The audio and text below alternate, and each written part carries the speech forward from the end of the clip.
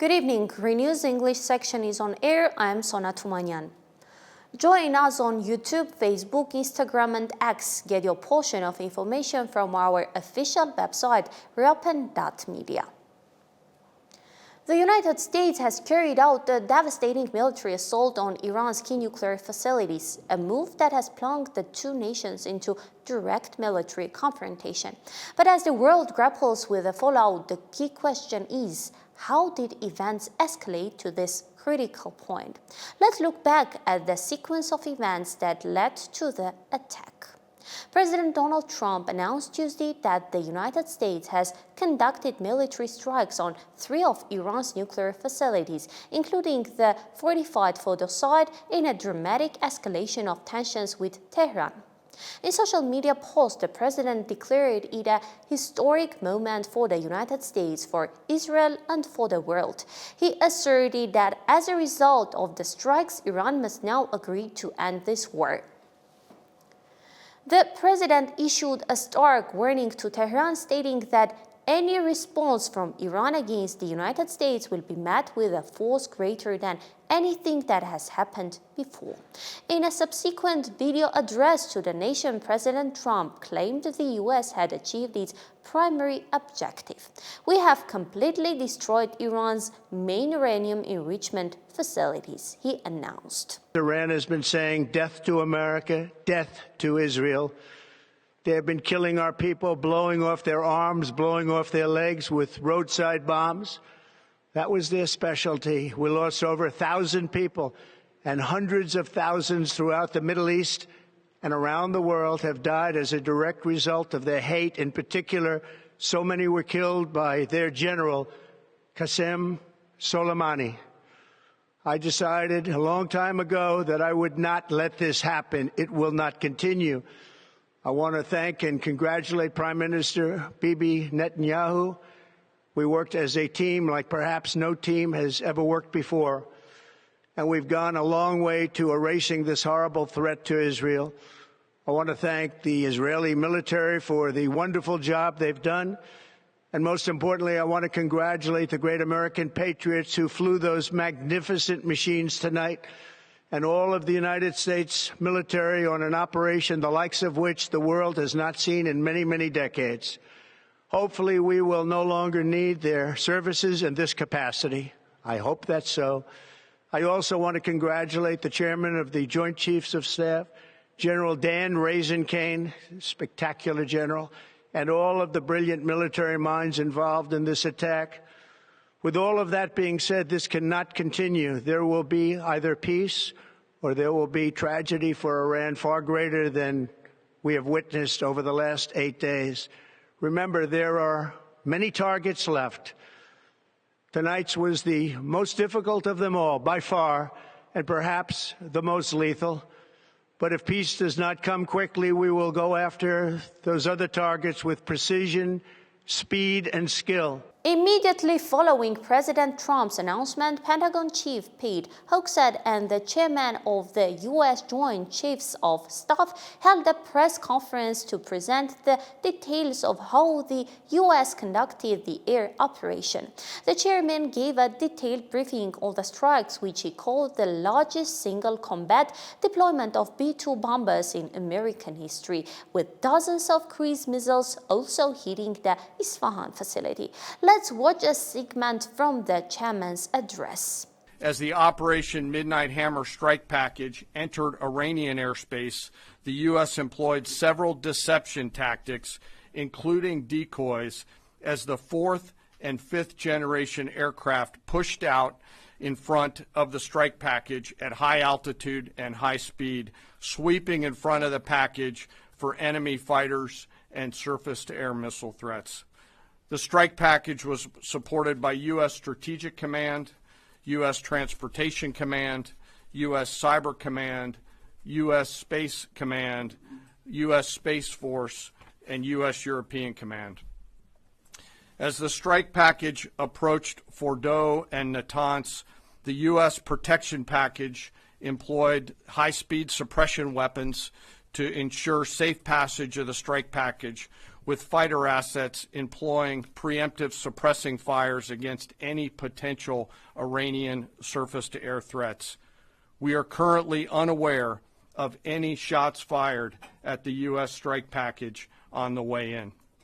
At approximately 6:40 p.m. Eastern Standard Time, 2:10 a.m. Iran time, the lead B-2 dropped 2 GBU-57 massive ordnance penetrator weapons on the first of several aim points at Fordow. As the President stated last night, the remaining bombers then hit their targets as well, with a total of 14 MOPs dropped against 2 nuclear target areas. All 3 Iranian nuclear infrastructure targets were struck between 6:40 p.m. and 7:05 p.m. Eastern Time. Again, that's about 2:10 in the morning local time in Iran, with the Tomahawk missiles being the last to strike at Esfahan to ensure we retain the element of surprise throughout the operation.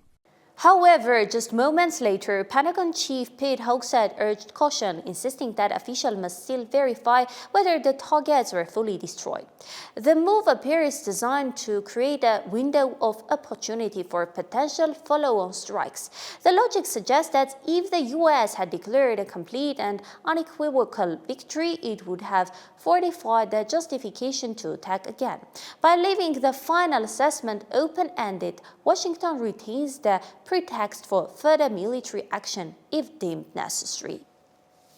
Let's go back to the U.S. President's social media diary. Following the continuous UN Security Council meeting, President Donald Trump shifted his focus to Iran's leadership. Trump also appeared to call for a new government in Tehran, while noting that using the term regime change may not be politically correct. He added, "If the current regime in Iran cannot make Iran great again, then why shouldn't a regime change happen?" This marks a fundamental shift in American foreign policy, where the U.S. once officially avoided any talk of overthrowing Iran's clerical government. President Trump has now in essence almost completely folded his administration's policy into that of the Israeli state, namely the explicit logic of seeking regime change in Tehran. As a reminder, the U.S. struck Iran's 3 main nuclear facilities, Fordow, Isfahan, and Natanz. It's important to note that all 3 sites are considered the cornerstones of Iran's nuclear ambitions. And now for a brief overview of the facilities to give us a complete picture of the targets. Natanz, located approximately 250 kilometers south of the capital, Tehran, this sprawling nuclear complex is considered Iran's primary and largest uranium enrichment facility. Fordow, buried deep inside a mountain range near the holy city of Qom, much remains unknown about the full scale and nature of this highly fortified facility. Its underground location makes it a particularly difficult target. Isfahan, situated in central Iran, this site houses the country's largest nuclear research complex, a key part of the infrastructure supporting Iran's nuclear program. President Donald Trump, in a new social media post, claimed that satellite imagery confirms the success of U.S. airstrikes, stating that monumental damage has been done to all of Iran's nuclear facilities. To underscore his point, the president provided a detailed description of the destruction at what appears to be a hardened subterranean facility. Devastation is the accurate term, Trump wrote. The white structure pictured is built deep into a mountain. Even its roof is well below ground level and completely shielded from attack. The most significant damage occurred far beneath the surface. Let's step back from the military operations for a moment for some analysis. A critical risk in this conflict has not been calculated: the potential for radioactive fallout to spread across Armenia and the wider South Caucasus. The danger is real. For now, however, the situation on the ground appears stable. Armenia's Hydrometeorology and Monitoring Center reported that at this moment, no changes in the radiation background have been observed along the country's entire border with Iran. The state agency gave assurances that its specialists are continuing to conduct 24/7 monitoring, including daily measurements of the background gamma radiation dose. Israeli Prime Minister Benjamin Netanyahu has publicly aligned himself with Washington's military action against Iran, declaring in a video address, "President Trump and I are convinced peace comes through strength." Congratulations, President Trump. Your bold decision to target Iran's nuclear facilities with the awesome and righteous might of the United States will change history. In Operation Rising Lion, Israel has done truly amazing things. But in tonight's action against Iran's nuclear facilities, America has been truly unsurpassed. It has done what no other country on earth could do. History will record that President Trump acted to deny the world's most dangerous regime the world's most dangerous weapons. His leadership today has created a pivot of history that can help lead the Middle East and beyond to a future of prosperity and peace. President Trump and I often say, peace through strength. First comes strength, then comes peace. And tonight, President Trump and the United States acted with a lot of strength. President Trump, I thank you. The people of Israel thank you. The forces of civilization thank you. God bless America, God bless Israel, and may God bless our unshakable alliance, our unbreakable faith. The statement of solidarity came after President Trump himself released an impassioned message celebrating the unification with Israel against their common adversary. Amid the unfolding military operations, the Israeli leader also made a deeply symbolic gesture. Following the announcement of the U.S. strikes on Iran, Prime Minister Netanyahu was seen at the Western Wall in Jerusalem, Judaism's holy site for prayer. He placed a written note into the cracks of the ancient wall and paused to pray, underscoring what he portrayed as the historic and spiritual significance of the confrontation with Tehran. Confusion is mounting over the success of the massive U.S. air assault on Iran's nuclear program as Israeli forces simultaneously launched their own wave of strikes against military targets deep inside the Islamic Republic. The new escalations come as footage circulates online, purportedly showing Iranian forces shooting down a sophisticated Israeli-made Hermes 900 drone. Meanwhile, the Israel Defense Forces have confirmed their direct involvement in an official statement the IDF announced. The Israeli Air Force is currently striking military infrastructure in Kermanshah, a province in western Iran. Reports also indicate Israeli strikes have hit missile depots in Hamadan. It's hard to believe, but Donald Trump gave the final order to strike Iran from a golf club.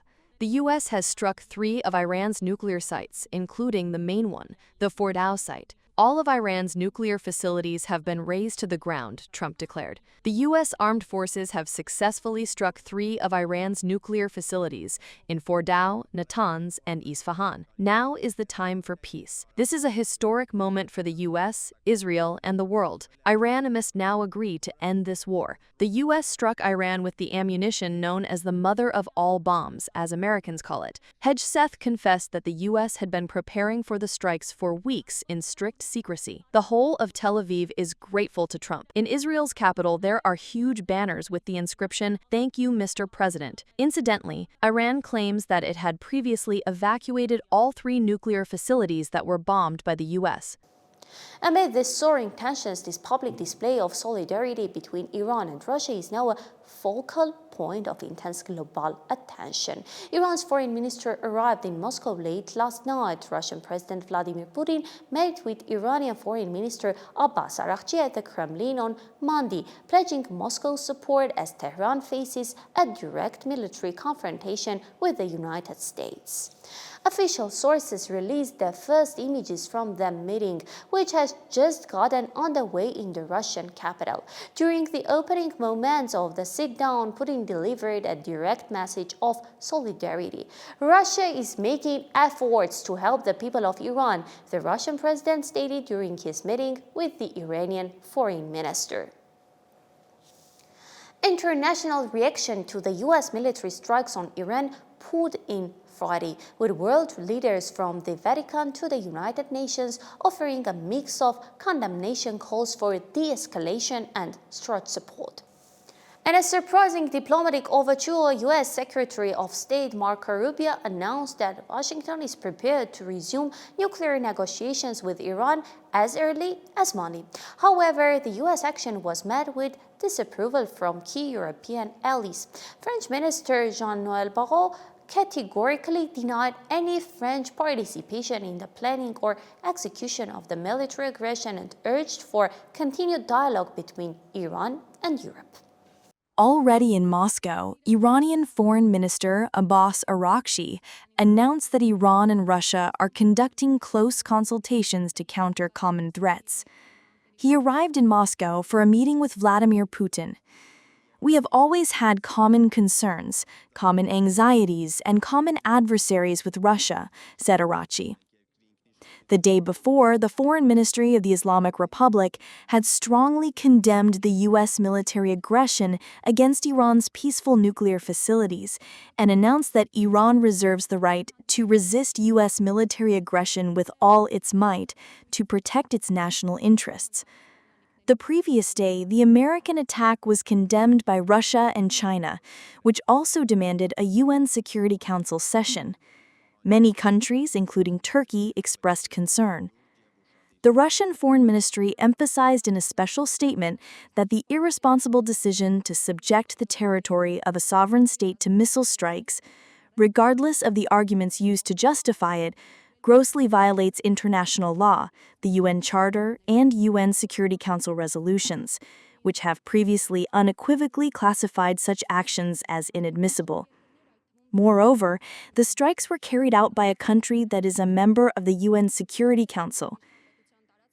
Foreign Minister Sergei Lavrov warned that the use of the right to self-defense without regard to the UN Charter will lead to complete chaos in the world order. Various American officials state that the United States is not at war with Iran, that it was a one-time strike that could have a continuation, nothing more. And, as Secretary of Defense Pete Hegseth said, the time has come to move towards peace. Secretary of State Marco Rubio told CBS television that Washington is ready for a deal with Iran that would serve Iran's interests, but the American side demands that Iran renounce its nuclear ambitions. Right now, military operations against Iran are not planned, unless, of course, they do something foolish and attack Americans or American interests, the Secretary of State noted. Vice President J.D. Vance also stated that Washington is not interested in a prolonged conflict in the Middle East, as it would be absolutely devastating for the region. European Union High Representative Kaja Kallas has called on Iran, Israel, and the U.S. to return to the negotiating table. At the same time, she stressed that Iran must not be allowed to create nuclear weapons, as it would become a threat to regional security. Pope Leo XIV also called for peace. The pontiff stated that today, more than ever, the call for peace is resounding, the cry of humanity, which calls for responsibility and prudence. They should not be silenced by weapons and rhetorical words that only inflame conflicts. War does not solve problems, but causes deep wounds in the history of peoples. And even as the firestorm of explosions and mutual strikes unfolded, the UN Security Council convened its emergency session. Russia, China, and Pakistan formally introduced a draft resolution condemning the American attack on Iran, questioning both the role of the United States and its ally Israel. The resolution demands an immediate ceasefire and propose a deal to guarantee Iran's peaceful nuclear program in exchange for the complete lifting of sanctions. And just a kind reminder, Trump's aggressive military posture comes at a time when both Pakistan and India have reportedly suggested him to be nominated for the Nobel Peace Prize for his diplomatic efforts. The attack on Iran has undermined Washington's authority, declared China's ambassador to the UN, Fu Kong, during the heated meeting. He added that Beijing is gravely concerned that the situation could now spiral out of control. The move was in stark contrast to the position of Israel and the United States. Israel's ambassador to the UN, Danny Danon, hailed the American military operation. He declared that the U.S. strikes on Iran's 3 nuclear sites have eliminated the greatest existential threat facing the free world. According to Danon, diplomacy had been repeatedly attempted, but Iran used the negotiating table as means to buy time to build missiles and enrich uranium. An emergency session of the UN Security Council in New York turned into a diplomatic battlefield. In a proposed resolution, Russia, the People's Republic of China, and Pakistan demanded an immediate and unconditional cessation of military hostilities and emphasized the obligation of all parties to protect civilians in accordance with international law. The trio of powers also called for a diplomatic solution to the problem. Israel's representative sharply criticized Iran's actions, accusing Tehran of stalling negotiations and buying time to develop nuclear weapons. According to Danny Danon, a nuclear Iran would be a death sentence for everyone, just as it would be for Israelis. They seek chaos, we seek order, he said. Many nations in this room pursued diplomacy with determination and goodwill, but the Iranian regime had other plans. Iran used the negotiating table as a smokescreen, a delaying tactic, a way to buy time to build missiles and enrich uranium. Iran negotiated agreements it never intended to keep. It made commitments it never honored. It responded to deadlines with defiance and met inspections with obstruction.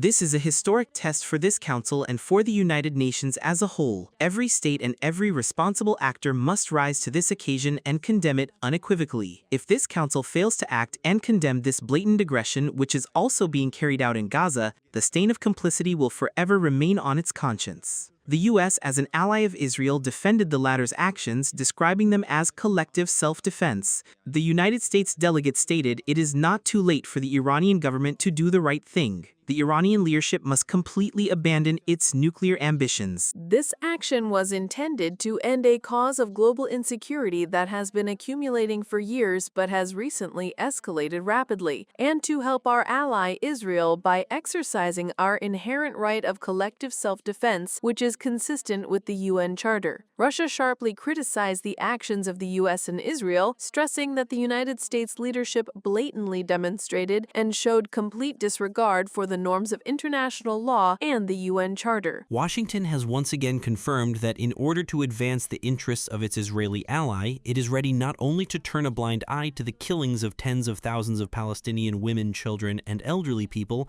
but also to jeopardize the security and well-being of all humanity. The Director General of the International Atomic Energy Agency, Rafael Mariano Grossi, called on the parties to show restraint. According to him, at this moment, no one can assess the underground damage at Fordow, and armed attacks on nuclear facilities could lead to a radioactive leak. More nuclear weapons in the world will not make us safer, he added. Thus, we have decisively and unequivocally condemned Israel's aggression, expressed solidarity and full support for Iran's inherent and legitimate right to self-defense under the UN Charter, condemned Israel's illegal and unilateral strikes on Iranian nuclear facilities under IAEA safeguards, called for an end to this aggression, supported the cessation of hostilities, and a return to dialogue and diplomacy for a peaceful and lasting settlement of Iran's nuclear program. As the head of Russia's diplomatic mission to the UN noted, with its strikes against Iran, the United States has opened a Pandora's box, and now no one knows what new consequences this could lead to. Against the backdrop of escalating military conflict, Iran's parliament has voted to approve the closure of the Strait of Hormuz, the world's most critical oil choke point. While the final decision rests with Iran's National Security Council, the move drew an immediate and stark warning from Washington. U.S. Vice President Mike Pence declared that any attempt by Tehran to disturb navigation in the strait would be suicide for Iran. However, Pence also clarified that Washington is not seeking a wider war. The United States is not interested in sending ground troops to Iran or in a prolonged conflict with the country, he noted. The Strait of Hormuz is a waterway of immense geopolitical, economic, and military importance. Located between Iran and Oman's Musandam Peninsula, it connects the Persian Gulf to the Gulf of Oman and, by extension, the Indian Ocean. The strait is considered the world's oil windpipe, with nearly 20 million barrels of oil, representing about a third of the world's seaborne oil trade, passing through it daily. And a new announcement from Grossi. In a stark warning following the U.S. military assault, the head of the International Atomic Energy Agency, Rafael Grossi, has demanded that Iran shut down all of its nuclear facilities, citing grave safety concerns. Grossi confirmed that the strikes had damaged buildings used for uranium processing. Iran must cease activities at its nuclear facilities to ensure safety, as well as to ensure access for the IAEA's inspectors, he said. Now for a look at the economic consequences of this conflicts. Global oil prices have spiked following the U.S. strikes on Iran, immediately impacting world markets. In simple terms, the price for a barrel of oil jumped by about $1.50. This is an increase of roughly 2%. The new world price is now over $78 a barrel, and the U.S. price is over $75 a barrel. The brutal escalation comes as Russia, through spokespeople like Maria Zakharova, continues to make public calls for peace, a move seen by Kyiv as deeply cynical as Moscow appears to be taking advantage of the geopolitical shift in focus toward Israel and Iran. A massive Russian attack on Kyiv using approximately 440 drones and 32 missiles has killed at least 5 people and wounded 14, officials said. The barrage damaged residential buildings and a metro station being used as a bomb shelter. The widespread assault also included fatal drone attacks in Donetsk and strikes on infrastructure in Kharkiv and Zaporozhye, as Ukrainian forces continue to resist Russian advances in the Donbass and the south. On Saturday, Russian President Vladimir Putin demanded that Kyiv recognize the annexation of 4 regions as an established fact, warning that failure to do so means a resumption of armed conflict. In response, Ukrainian President Volodymyr Zelensky argued that Putin's ambitions extend far beyond Ukraine to include Belarus, the Baltic states, Moldova, and the Caucasus. Putin's power ends where the capabilities of the Russians end, Zelensky added. The number of victims from the overnight Russian attacks in Kyiv has reached 5, with 19 injured. A residential building was almost leveled to the ground by a missile strike. In the Snos community of the Chernihiv region, an attack resulted in 2 deaths and another 10 injuries. The Russian Ministry of Defense claims that strikes were carried out on ammunition depots, drone operator training centers, and temporary deployment points of Ukrainian troops in 137 areas. While the world's attention is focused on the Iran-Israel conflict, the skies over Russia and Ukraine are filled with drones and missiles aimed at residential areas. Ukraine accuses Russia of striking with approximately 352 Iranian-made Shahed-type drones and 16 Iskander missiles. The Russian side reports that its air defenses shot down 7 American JDAM missiles and 123 drones in the last day. On Saturday, Vladimir Putin spoke about an old peace proposal for Ukraine, then explained that the route of Russian soldiers is not determined by political decisions, but on the battlefield. Vladimir Putin voiceover. Well, we have this old, well, it's not a saying, not a proverb, but an old rule. Wherever the foot of a Russian soldier steps, that is ours. On Sunday, the Russian armed forces captured the settlements of Petrovsko in the Kharkiv region and Perebudova in the Donetsk region, while simultaneously improving their positions in Chasiv Yar and in the Kraslimansk direction. Zelensky responded that Putin is throwing dust in everyone's eyes with this statement, particularly the U.S. The president of Ukraine accused his Russian counterpart, saying it is not new that the Russian president has his eye on Ukraine. And when he talks about Ukraine and something on the ground about the boots of Russian soldiers, he's also talking about countries like Belarus, the Baltic states, Moldova, the Caucasus, Kazakhstan, and all the places on Earth where Russian murderers can reach. Putin's power ends where the capabilities of Russian murderers end. Zelensky also announced that he's due to visit Great Britain today to discuss issues of Ukraine's defense and additional pressure on Russia. In the third year of the war, the Russian side is proposing to end the war along the current borders, wherever everyone is. Ukraine, which has lost control of several of its regions, does not agree.